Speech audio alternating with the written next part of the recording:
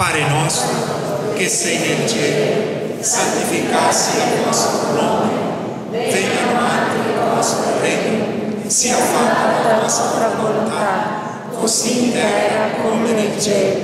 E il pane nostro di ogni dì, dane in noi, perdonami le nostre offese, come noi anche perdoniamo a quelli che ne hanno offeso.